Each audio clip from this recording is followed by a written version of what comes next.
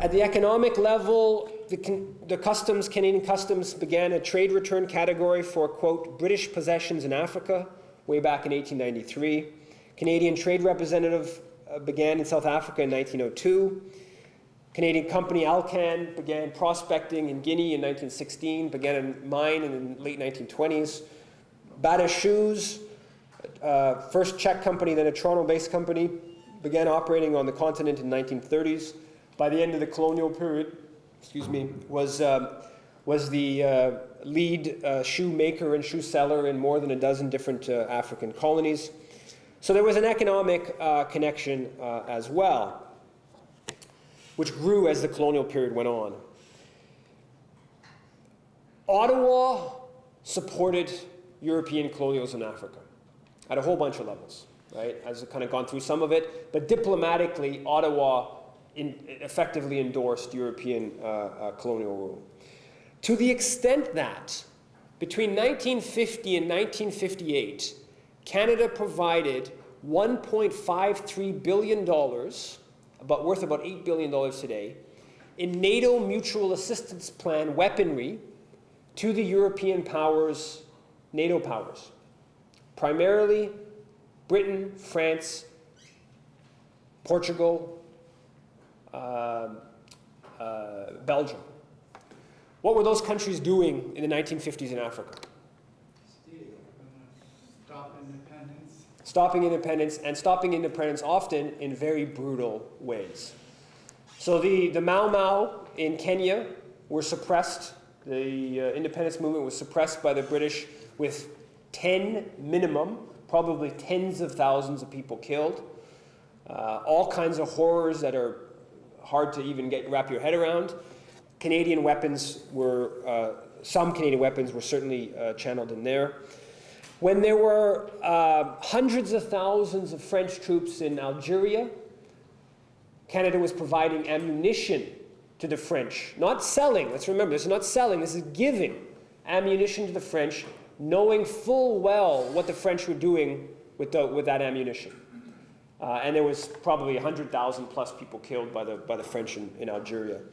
Same thing with to a slightly lesser extent, with the Belgians in the Congo and with the Portuguese in Angola, Mozambique, and Guinea-Bissau into the late 60s and early 70s. And that actually generated a certain amount of controversy. Canada's NATO Mutual Assistance Plan weaponry to Portugal generated a certain amount of controversy in the latter years. So Canada was complicit. Official Ottawa was complicit with European colonial rule in Africa. But find me a single academic in this country that points that out. In all of the literature I went through, I only found one explicit example of someone stating Canada's complicity with European colonial rule in Africa in a PhD thesis. And oftentimes when academics would even sort of effectively highlight or effectively sort of mention the complicity, they would never highlight it explicitly. So one article I'm referring to in specific, this academic goes through the history of Canada's diplomatic relations in Africa, setting up a trade commission in South Africa in 1902, setting up a trade office in Belgian Congo in 1948, all kinds of things that were signs of complicity with European rule, but never mentions what, in my opinion, is a incredibly salient point politically, which is official endorsement of European colonial rule. And so you say, why wouldn't they point out this salient point? And I think the reason is because most people who bother to think of these things view European colonialism in Africa as wrong today. And to mention that Canada was complicit with something that was so obviously wrong challenges this deep mythology within this country of benevolent Canadian foreign policy, which is unfortunately not based in fact. It is just a profoundly held myth that is upheld by the overwhelming majority of public commentators, liberal academia, obviously the dominant media, etc. So pointing out Canada's complicity with European colonial rule would very much undermine that. So these academics know it doesn't do. It's not a, doesn't do in polite company to point out this obvious Canadian complicity. Ottawa's response to independence in Africa was to offer aid to newly independent former British colonies if they joined the Commonwealth. And the Commonwealth was, at that time, much more of an institution, obviously dominated by London, also by the European settler states, Canada, Australia, New Zealand, apartheid South Africa. Obviously, the just recently independent South Asian states had just joined the Commonwealth, but it was still very much dominated by London. And so basically the objective of initial Canadian aid and the initial program was called the Special Commonwealth Africa Assistance Plan. The objective was to keep newly independent countries within the Western fold, to make sure that they didn't pursue a radical decolonization.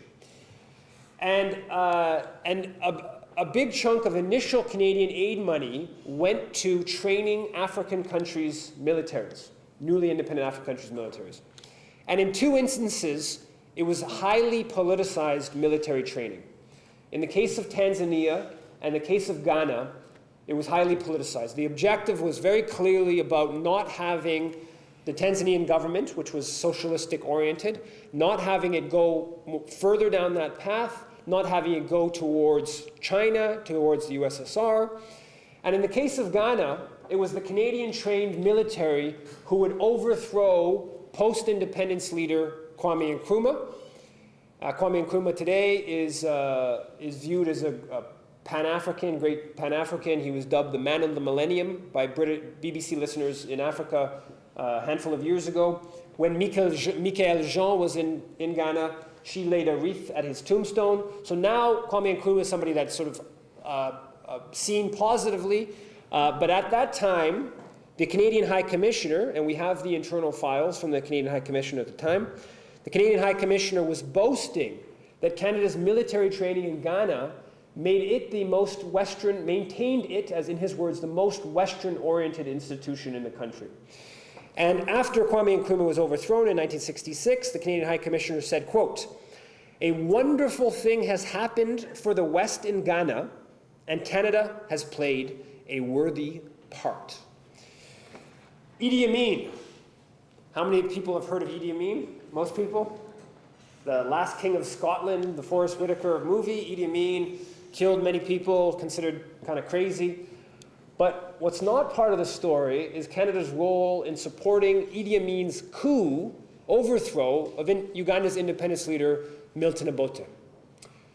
Milton Obote had been pursuing pretty mild nationalistic kind of economic policies, which weren't happy with, didn't make Falconbridge, Canadian mining company, that had begun the Kalembe mine in western Uganda in the early 1950s during the colonial period. Falconbridge wasn't happy with Milton Obote's increase of taxes on copper exports. Badajoz was also not happy with some of the economic policies of Milton Obote. London very much backed Idi Amin's coup. Idi Amin had been a British military person that was involved in suppressing the Mau Mau revolt in Kenya a few years earlier. London supported the coup, Washington supported the coup to a slightly lesser extent, and Israel seems to have been backing it. In the House of Commons, Trudeau was asked on 3 occasions, his government, him and his foreign minister asked on 3 occasions their position on the coup Idi Amin's coup in Uganda. They refused to condemn the coup. In the book, I put forward a number of different files or documents or pieces of evidence suggesting Canadian support for the coup.